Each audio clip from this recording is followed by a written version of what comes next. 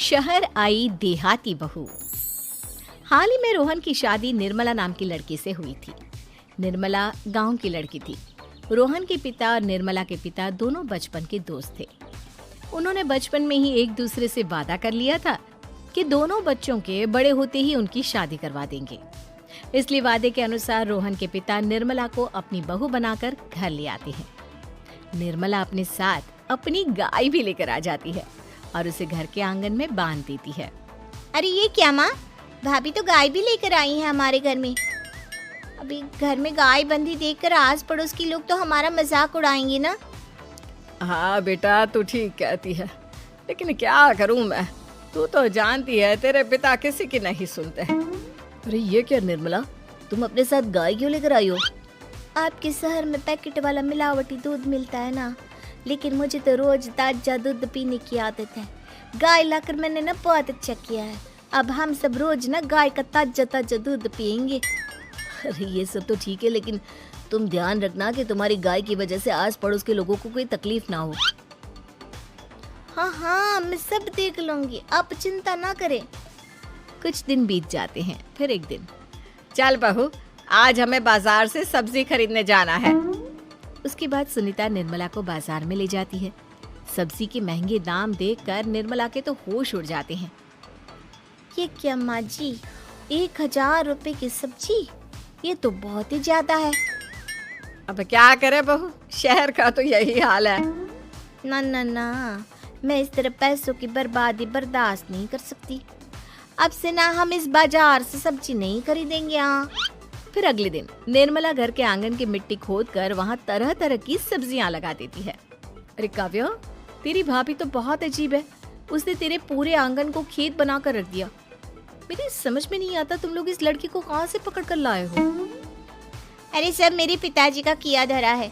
सालों पहले अपने दोस्त से किए वादे के चलते उन्होंने उस गवार को हमारे गले बांध दिया। अरे तेरी भाभी सच में एक नंबर की गवार है। उसे तो ढंग के कपड़े पहनने तक नहीं आते, ऊपर से उसने तेरे घर को गांव का तबेला बनाकर रख दिया है। उन औरतों की बातें सुनकर काव्या को बहुत बुरा लगता है। फिर वो अपने भाई रोहन से इस बात की शिकायत करने लगती है। रोहन निर्मला को समझाने की बहुत कोशिश करता है, लेकिन निर्मला के आगे उसकी एक नहीं चलती। फिर एक दिन रोहन निर्मला को एक शादी में ले जाता है। सभी मेहमान खाना खाने में व्यस्त थे। उधर रोहन भी अपने दोस्तों से गप्पे लड़ाने लगता है। तभी निर्मला तंदूरी चिकन के स्टॉल से ढेर सारे लेग पीस उठाकर अपने पर्स में डालना शुरू कर देती है। घर जाने के बाद इसे फ्रिज में रख दूंगी और कल सुबह मैं चीज सिखाऊंगी। फिर खाना खाने के बाद दोनों पति पत्नी वहाँ से जाने लगते हैं, लेकिन तभी दुल्हन का भाई उन्हें रोक लेता है। अरे ये सब क्या है? मैंने यहाँ खाना खाने के लिए सबको बुलाया था, खाना चोरी करने के लिए नहीं। तुमने पर्स में जो चिकन के लेग पीस छुपा रखे ना, चलो बाहर निकालो उन्हें।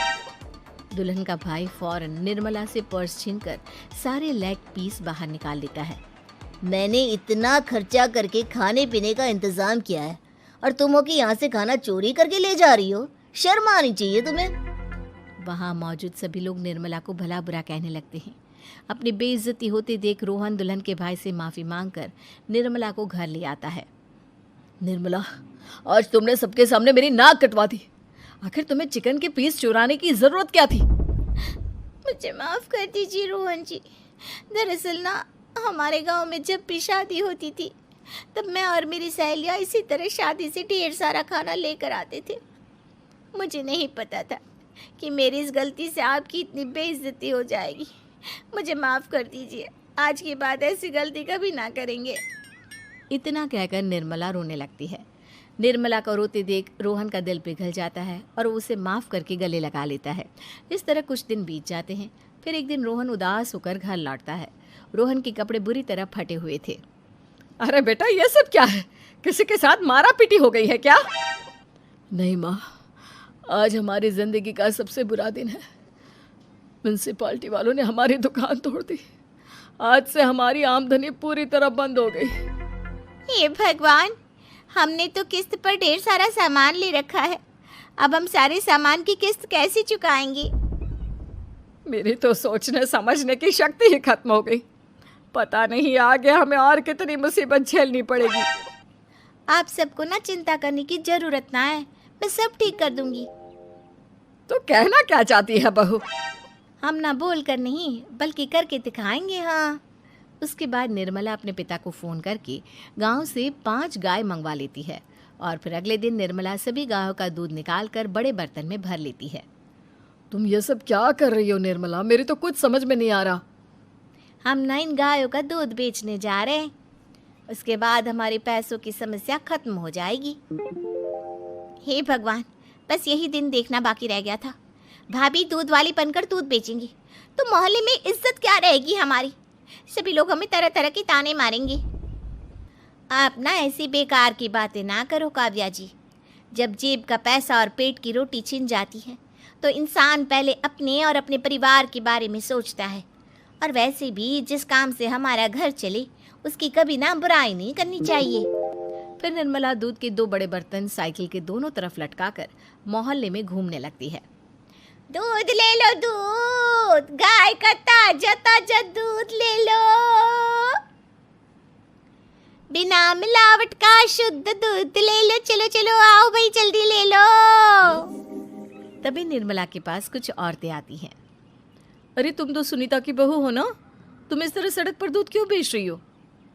निर्मला उन दोनों औरतों को अपने घर के हालातों के बारे में सब बता देती है। देखिए, मैंने ना अभी अभी गाय का ताजा दूध निकाला है। आप सब तो रोज पैकेट का दूध पीती हो, आज गाय का ताजा दूध पी कर देखिए, इसकी ना बात ही कुछ और है। हाँ बहू, मुझे तुम्हारी बात समझ में आ गई। लाओ, मुझे 2 लीटर दूध दे दो। उस औरत की देखा देखी बाकी औरतें भी निर्मला से दूध खरीदना शुरू कर देती है। थोड़ी ही देर में निर्मला सारा दूध बेचकर ढेर सारे पैसे इकट्ठे कर लेती है। उसके बाद निर्मला घर जाकर सारे पैसे अपनी सास को पकड़ा देती है। अरे बहू, इतने सारे पैसे! सच में तेरा आइडिया तो काम कर गया।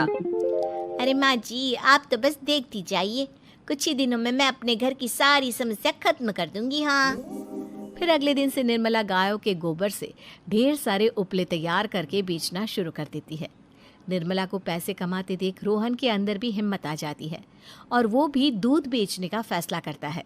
निर्मला के कहने पर उसके पिताजी कुछ और गायों का बंदोबस्त कर देते हैं। इस तरह दोनों पति पत्नी मिलकर दूध बेचना शुरू कर देते हैं। कुछ ही महीनों में उनका दूध का व्यापार खूब फल फूल जाता है। इसके चलते रोहन एक बड़ी दूध की डेयरी भी खोल लेता है। पिताजी, जब आपने निर्मला से मेरी शादी करवाई थी तब मैं मन ही मन आपको कोसा करता था, लेकिन आज मेरी समझ में आया कि आपका फैसला बिल्कुल सही था। आज अगर निर्मला ना होती तो पता नहीं हमारा क्या हाल होता। हाँ बेटा, तू ठीक कहता है। हमारी बहू ने तो हमें उजड़ने से बचा लिया। भगवान ऐसी बहू सबको दे। इस तरह निर्मला की समझदारी के चलते सब कुछ ठीक हो जाता है और वो सभी हंसी खुशी अपना जीवन जीने लगते हैं।